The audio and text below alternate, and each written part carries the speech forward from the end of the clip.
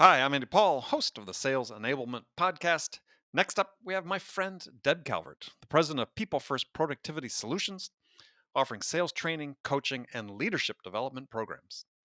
Deb leads the Stop Selling and Start Leading movement. And this morning, Deb will discuss why both B2B and B2B sellers are missing the mark when it comes to discovery calls and how they can ask better questions to engage buyers. Now, let's get into it. This summit, Selling Forward, it's all about the future of selling. It's about the new normal. And so I'm going to be talking with you about a subtle but profound shift that you need to make to up your game in selling. What I'll be sharing with you comes directly from buyers. It's based on research, expansive research with B2B buyers, and what we learned from them about the behaviors they want to see more frequently from the sellers they choose to do business with. And although we surveyed them on quite a few behaviors, the one I'll be talking about was really close to the top in terms of the one they most want to see you and I doing differently. Now, you know what I'm about to show you here. Things have changed. They've changed in selling. And it's now all about the experience that you give to your buyers. You have two choices. You can do what you've always done. You can try to do it faster, better, more often than your competitors, or, and I'm so glad there's an option, or you can give your buyers an awesome connecting experience. And when you do give them a relevant, meaningful, personalized, awesome connecting experience, they'll go out of their way to come back to you. They'll make recommendations and referrals for you. And in fact, according to research from Esteban Kolsky, when we give our buyers an experience, 87% of them are willing to pay more for a truly relevant and meaningful experience. So at a time when AI and sales tech stacks and enablement tools, when all of that could take the human touch out of selling, buyers, more than ever, want us to put that humanness and that personalization back into selling. So how do we do that? Well, let me give you a little bit of context here. Things have been changing. They've been changing for quite a while. It used to be once upon a time that if you had the goods or the service and nobody else did, you were the only game in town or the easiest one to get to. If you were the only one people could find, they'd do business with you. They didn't have an option. But today, everybody has options. They can shop globally, and innovation and iterations are happening every single day. So even if you are the only option today, you won't be tomorrow. And that's why, well, now going back a couple of decades, that's why service became the new imperative, the new expectation. But that's not the case anymore. Now, service is just the price on admission. Without superior, air quotes, service, you're dead on arrival. Everybody offers it. It's no longer a differentiator. What buyers want now, both in B2C and in B2B, is they want something that is relevant, meaningful, and personalized to them. They want an experience. This is the next level. And as I said, it's in B2B just like it is in B2C. And it's not just one time. It's not just sometimes. Buyers want this every single time you interact with them. And in the very near future, we all as buyers are going to want something even more. We're going to want transformation. So to stay ahead, we have to not only be thinking about creating an experience, but over time, how do we create experiences that help our customers transform to achieve visions that they've set for themselves?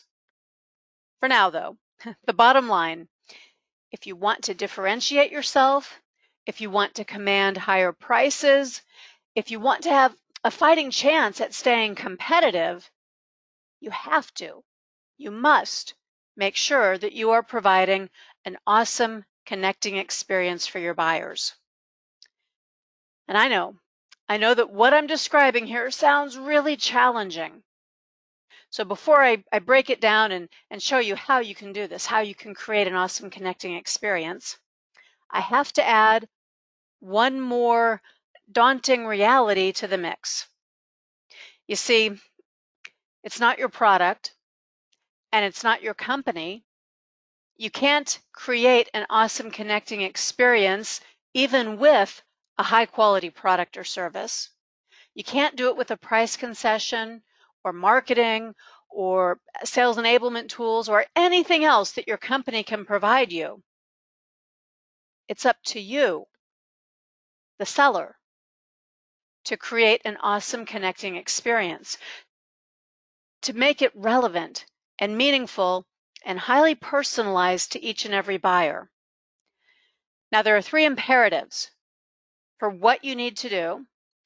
And finally, a little bit of good news. When you do these three things, you'll have a loop.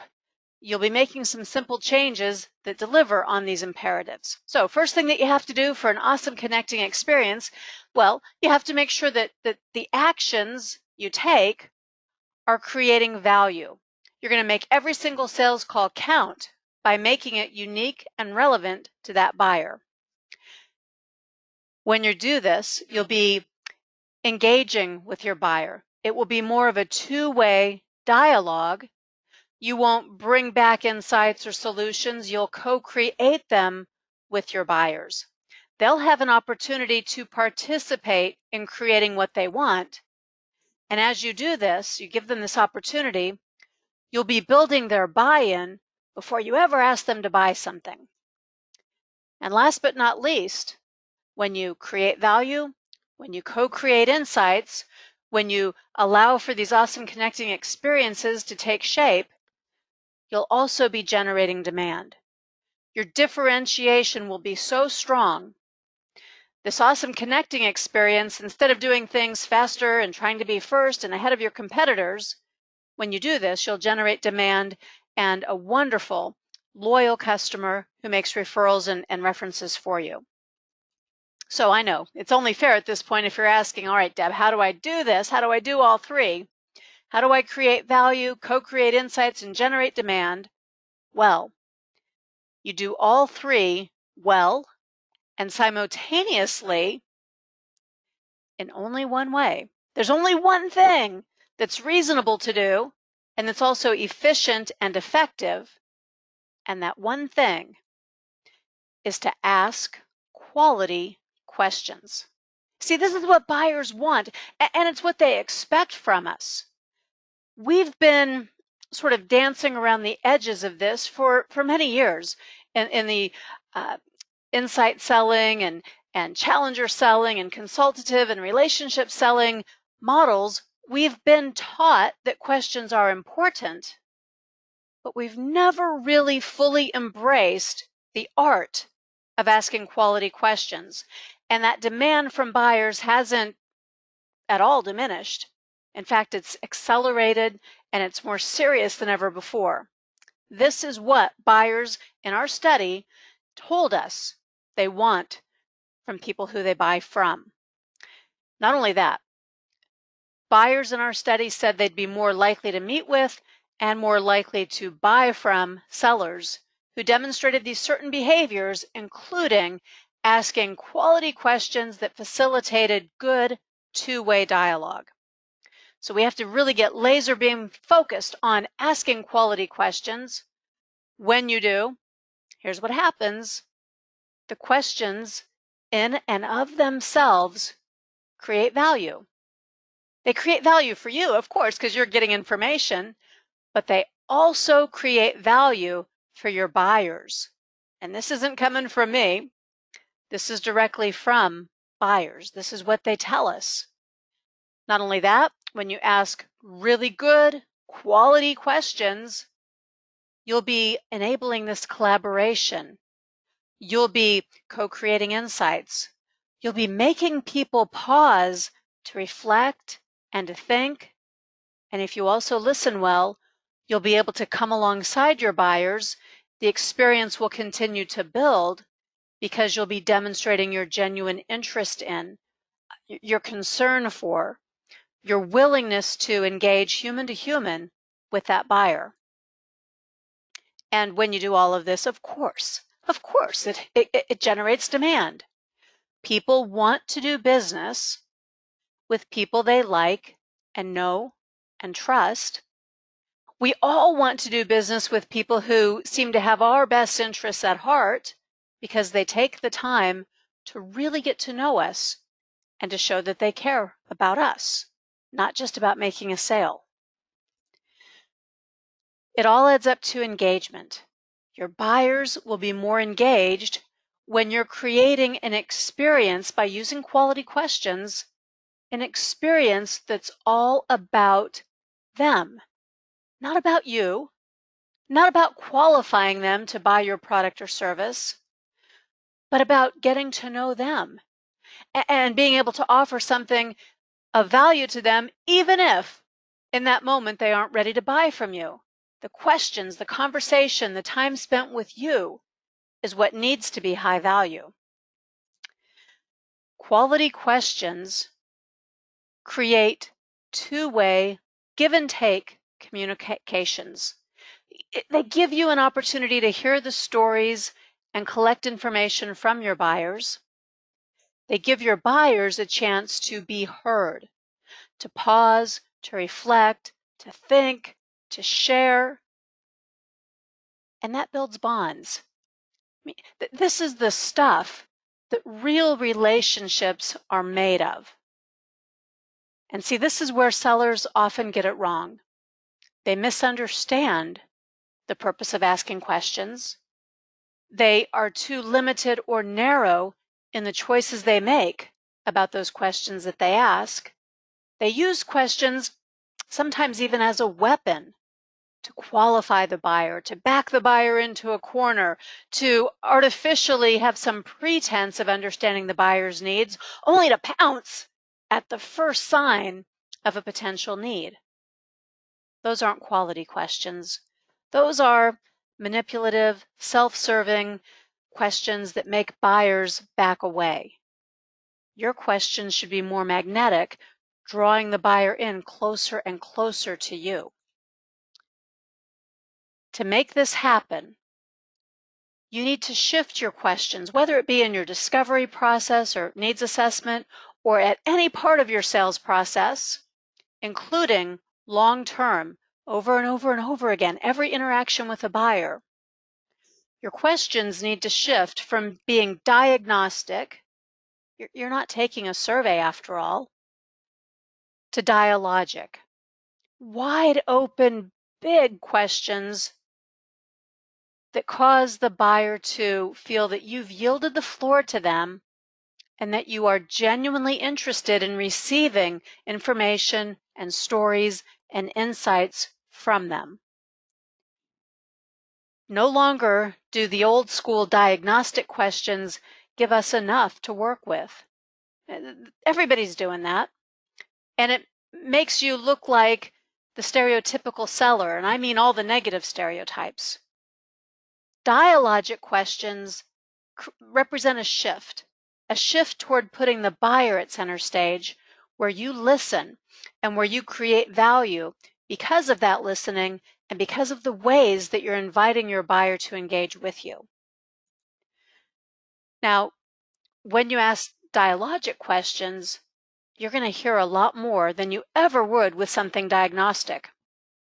And I understand that that feels like it's going to take a lot more time, but it doesn't. Initially, sure, you're going to invest a little bit more time, but you're going to create quicker bonds. You're going to build faster, more certain trust. You're going to get yeses more often. You're going to get invited back with your proposal. You're going to get references and referrals. You're going to do a better job of selling more efficiently when you allocate your time to a true dialogue with your buyers.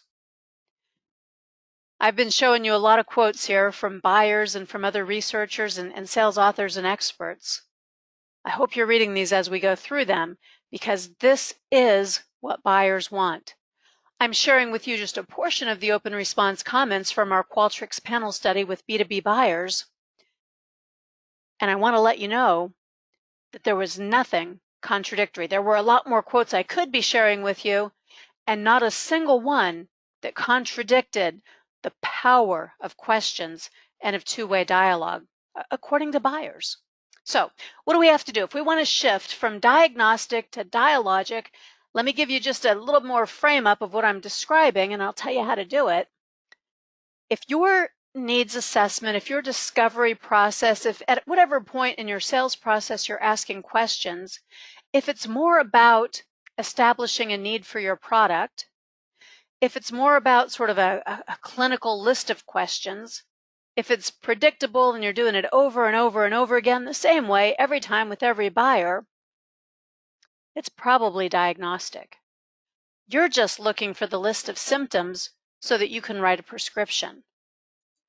By contrast, to make it more dialogic, it has to be more natural. You've got to ask follow-up questions. You listened so well that you heard a tone of voice, an inflection, a pause. You noticed the intensity or the lack of it when a buyer responded to you. You have natural follow-up questions the way you would in any conversation where you didn't have an agenda to sell something. Your conversation is more about the other person. Your conversation is more about a participatory exchange, and it's unique every single time. And it's truly engaging. You can read it in your buyer the way that they're responding to you. Dialogic involves things like, tell me more. And I heard you say, I'd like to know. And that reminds me of something else you said. Help me understand. Right? You're going deep. You're drilling down in the areas that seem important, whether or not in that moment they directly lead you on the merry path to what you want to sell. You'll get there. Be patient. With the dialogic process, you're going to uncover more needs. You're going to even surface latent needs, and you're going to be magnifying in the buyer's own mind the importance of those needs. Here's a contrast. What you see in blue shading are the actual questions that one life insurance agent asked. And I'm using a B2C example here because I think it's one that we can all relate to if we put ourselves in the shoes of our buyers. And as you can see, these are standard questions. If you've ever met with a life insurance agent, I bet you heard something really similar to this pattern, this flow of questions. And over on the right-hand side is a different life insurance agent asking essentially the same types of questions, but with entirely different purposes and with a desire, an intention to have a two-way dialogue. The interview on the left in blue took all of 5 or 6 minutes. The one on the right-hand side took about 20 minutes. So we are talking about 4 times more initial investment in this process. But you already know the answer when I ask you this question. Who do you think made the sale? Who do you think ended up with other referrals that led to other sales? And who do you think is a much, much more successful life insurance agent? It's the one who offers a dialogic experience every single time, because that's what's relevant, meaningful, and personalized. That's what draws out the stories and invites the buyer to come in and co-create the solution. This is where you build trust and buy-in before you ever try to sell something. Here's one more way of looking at this in just the short time that we have available to us today. You know already that anytime you ask questions, there should be a logical sequence to them. We always start with sort of broad buyer needs. We understand the high level before we start asking drill down questions around budget and process for making the decision. But I want to point out to you that within a natural questioning funnel, one that aligns with the buyer's process, you cover those imperatives we talked about earlier. Initially, you're big, broad questions that are different from all those other questions that other sellers are asking, the ones that sound more like qualifying questions, you're creating awareness and interest. And as you do, you're generating some demand for what you have to offer because you're generating demand for time spent with you. You're creating value in the experience that you offer. And then you're moving into that place where you're co-creating insights, you're shaping the solution together with your buyer. And if you jump down too early to the bottom of this funnel and you start asking very product-focused, qualifying types of questions, you're missing a lot. In fact, you're missing the boat. It will sail with your buyer and without you because the buyer will disengage. If you'd like to learn more about this, about the research that goes behind everything I've told you, you might look at for the book Stop Selling and Start Leading for the Qualtrics panel study. But if it's the question building skills that you'd like to jump to, this is the book where you can do that. This is Discover Questions, Get You Connected. And it shows you 8 purposes for asking questions. 8 purposes. Most sellers indulge in 3 or 4, and they miss the very best ones, the ones that are highest value to buyers. The art of question asking is what will help you sell forward to be a strong seller in the future by adopting this really important behavior, one that buyers expect, even demand, from the sellers they choose to do business with. So whatever else you do, with or without the book, be sure to hone your skills for asking questions. That will set you apart and it will make you more successful